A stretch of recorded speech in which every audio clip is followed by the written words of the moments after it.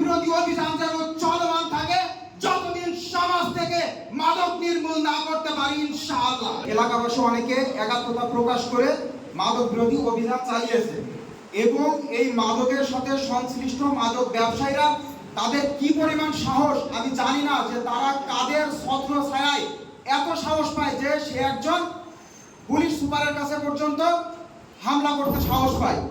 সম্মানিত উপস্থিতি, আমি আমার বক্তব্য দীর্ঘায়িত করব না।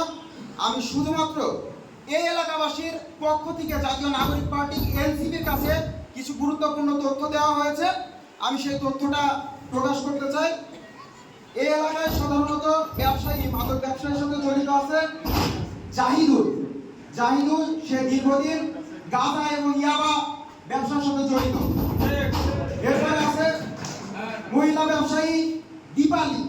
সে একজন মহিলা হয়েও সে রাতের আধারে আলপনার পোড়াই তলায় বসে সারা রাত মাদক বিক্রি করে। এরপরে আছে মিঠু। এই সেই মিঠু, যে মিঠু কিনা তার বাসায় যে মাদক বিরোধী অভিযান চালানোর পরে আমাদের প্রতিনিধি লিখনের বাড়িতে হামলা চালায়, তার প্রতি কঠিন আইনানুগত পদক্ষেপ নেওয়ার জন্য অনুরোধ করিল। এরপরে আছে মিকাইল। এই মিকাইলের বাসায় আমরা গিয়ে দফায় দফায় তাকে সার্চ করেছি, তাকে পাইনি।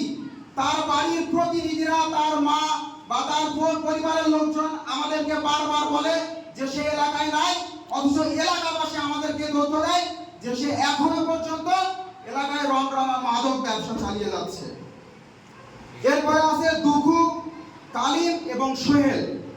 সম্মানিত উপস্থিতি, আমি যে নামগুলো উচ্চারণ করলাম আপনারা দয়া করে নামগুলো স্মরণ রাখবেন এবং আপনারা মনে রাখবেন, যদি আগামী দিনের আপনারা আপনাদের দেশকে বাঁচাতে চান, যুব সমাজকে বাঁচাতে চান, অচিরেই এই মাদক ব্যবসায়ীদের প্রতি কঠোর প্রতিরোধ গড়ে তুলুন।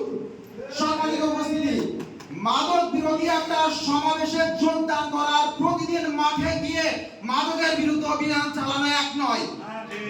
আজকে যদি আমার এই এলাকাবাসীদেরকে আমরা বিগত দিনের সাথে পেতাম, এই কোন মাদক ব্যবসায়ীর সাহস হতো না যে আমাদের সম্মানিত ব্যক্তির উপরে আঘাত আনে।